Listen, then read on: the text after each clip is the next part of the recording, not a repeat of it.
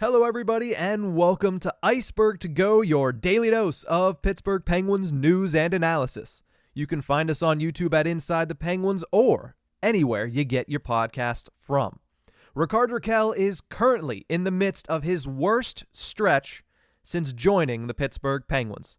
He's gone the first 10 games of the season without a goal, and while he does have 3 assists, 2 of them came on Saturday against the San Jose Sharks. And as I talked about on my Ice-Burgh recap show yesterday, let's not take anything from that Sharks game too seriously because the Sharks are an unserious team this season. So 3 assists in 10 games, no goals. It's not like slow starts or something that he hasn't experienced in the past. In 2014-15, it took him 25 games to score his first goal of the season, and he finished that year with 9 goals. Now, that was very early on in his career, and that was on an Anaheim Ducks team that really didn't score a whole lot of goals to begin with. So we look past that. In 2020-21, the year that he eventually came over to the Pittsburgh Penguins, it took him until his 6th game of the season to score a goal, which is not as bad as it is this season. However, he didn't score again until his 21st game. He also finished that season with 9 goals in 52 games for the Anaheim Ducks before coming over to the Penguins.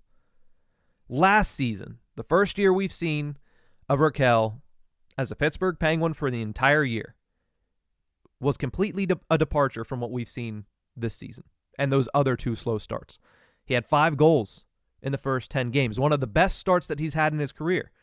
But it's not like we didn't see Rickard Rakell go through struggles last year. It's not like we didn't see him go through a goal drought very similar to this one. I said this is his worst stretch since joining the Penguins. However, it's not his only 10-game goal drought. Last year, his longest goal drought was exactly that, 10 games from February 18th to March 9th. Rickard Rakell did not light the lamp. The only difference is he had 6 assists during that stretch. 6 points in 10 games. Even if it's all assists, looks a lot better than 3 points in 10 games, especially when you realize those 2 assists, 2 of the 3 assists, were against San Jose, and this is the worst team we've seen in a long time in San Jose. So you see that, and then you say, okay, but he still finished with 28 goals last season. He still figured it out the other 72 games of the year. Will he be able to figure it out this season? Now, I understand that this is an issue that some people have brought up, but it's not seen as the biggest issue for the Pittsburgh Penguins. They have bigger issues to deal with. Can they get the goaltending to be a little bit more consistent? Can they figure out the 3rd and 4th lines, which, to be honest, it started to pick up in that essence. Can they finish on the power play? Can they finish in general? Those have been bigger issues than Rickard Rakell not scoring a goal. And I think it's also in part because Evgeny Malkin and Riley Smith have found a lot of success early in the season. So his line mates, while he's not succeeding, his line mates are 2 of the best players on the team through the team's first 10 games. I think it's also matched and being kind of shielded by the fact that the 3rd line since Radim Zohorna came up in the 5th game of the season, the 3rd line's been pretty good. Zohorna himself has 3 points in 6 games, and 2 of them are goals. But the Penguins, they can't afford to let Rakell drown on that line. Whether Evgeny Malkin is still lighting the world on fire or Riley Smith is continuing to show that he's one of the best line mates that we've ever seen with Evgeny Malkin, you still can't have Rickard Rakell, specifically have Rickard Rakell at that number cap-wise, doing absolutely nothing production-wise. Now, he's playing fine, right? He's actually playing pretty good. You look at his underlying stats, whether you like them or not, they do hold value. 61% of the shot attempts at 5-on-5 when he's on the ice. 61% of the expected goals when he's on the ice at 5-on-5. 62% of the scoring chances, and 61% of the high-danger chances for. That is top 5 on the Pittsburgh Penguins in all of those categories except high danger chances, where he's 6th. And this is a team, I understand, that is pretty good with all of those categories. They're high in the league. They're ranked highly in the league in all of those categories, and yet Rakell is still ranked very highly on the Pittsburgh Penguins. So that's underlying numbers. He's performing well. The eye test matches that. He doesn't look bad on the ice. He's just not been able to finish. And that's something that we've said about the Pittsburgh Penguins in totality this season, and that's frustrating because something has to click somewhere where these stats and these numbers and this eye test needs to start translating into the one stat that matters most, which is goals. You don't win games on expected goals. You win games on goals scored. Expected goals goes a long way in getting those goals, but you have to finish, and we haven't seen it from Rakell. The good thing is he's not shying away. He's not letting this deter him from performing well. He's still getting shots on goal. He has 30 shots on goal through the first 10 games of the season, which is an average of 3 per game. That is 5th on the Pittsburgh Penguins. So he's getting pucks on net. Usually, regression to the mean or progression to the mean says that he's going to start scoring goals, especially when he gets 6 shots on goal, which he's done in the past 2 games.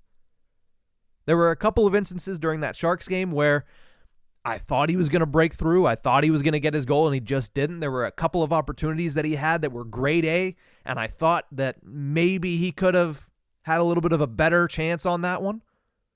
Shot the puck right into the crest a couple of different times, and that's just a result of where he's at. He needs to get the monkey off of his back. He needs to get the weight lifted off his shoulders, because once that happens, you would hope that the goals just start flooding in. But that's just hope. You can't just hope that it's going to change. So what about the 6 shots in the last 2 games? Is that a sign that the Penguins should stay the course with Rickard Rakell and should not make any rash decisions and make any lineup changes? Some of his issues, like I said, are puck luck, and the chances are there for him. But how long are you willing to give with this poor puck luck before you decide to make a change? Personally, and again, I'm not Mike Sullivan, I don't control this, but personally, I'd let it ride, seeing as the 2 performances he had against Anaheim last Monday and on Saturday against the San Jose Sharks. 6 shots on goal is no joke, and the opportunities that he's getting are not low danger either. He's getting in the right position, he's just not finishing. I say you continue to let him do that, especially because of the success of the third line, the success of Malkin and Smith, and the success of the first line. I don't think you want to change too much. Especially coming off a 10-2 win, you're not going to change it. So I'd personally let it ride for maybe the rest of this road trip. That's 2 more games. See if he can break through. If he doesn't, you have a very important part of the schedule coming up. A lot of Metropolitan Division teams, top Metropolitan Division teams at that, and a lot of good Atlantic Division teams as well. Teams that you could see the Penguins fighting with for a playoff spot, for a wild card spot come March and early April. Those are games that you need to win early in the season. So tomorrow night against Anaheim, let it ride. Thursday night against LA, let it ride. And if nothing changes, if he's getting his chances but not really getting grade A, and he can't beat the goaltender, and his drought continues to 10, 11, and now 12 games after LA, if that's the case, maybe you do move him around a little bit. He could go up in the lineup. He could go down in the lineup. Looking at both, up is probably the better option for him. That's probably the one that'll get him out of his slump quicker. Rakell, Crosby, Gensel would become the first line. That was a lethal combination for the Penguins last season. The only pitfall of that is Brian Rust has been excellent this season. And I said it last Monday when I was talking about this lineup change that, at the same time, Brian Rust can still perform well with Evgeny Malkin. He's proven to be a little bit more cohesive with Malkin than Rakell has been over the past season. But still, how much do you want to mess with that mojo when Brian Rust is coming off a 5-point game? Jake Gensel scored 4 points in that game. Jake Gensel has 9 assists through 10 games this season. 13 points, tied for the league lead. Tied for the lead on the Penguins. Excuse me. So how much do you want to mess with that top line mojo? Because that's been your best line throughout the season consistently. The other option would be then you move them down. Rakell, Eller, O'Connor becomes your third line. That's more of an option this year than it has been in years. Right? For Rickard Rakell to bump down last year, you didn't know who he was playing with because the third line didn't have an identity. Now, does the third line have a set-in-stone identity this season? No, but it's a lot better off, than it has been in years past. Eller is established after the past couple of games as your third-line center. He's performing much better. He's certainly getting his role a little bit better. Drew O'Connor as well. He's somebody else that hasn't quite been able to finish, but the chances are there. He's creating. He's doing all the right things.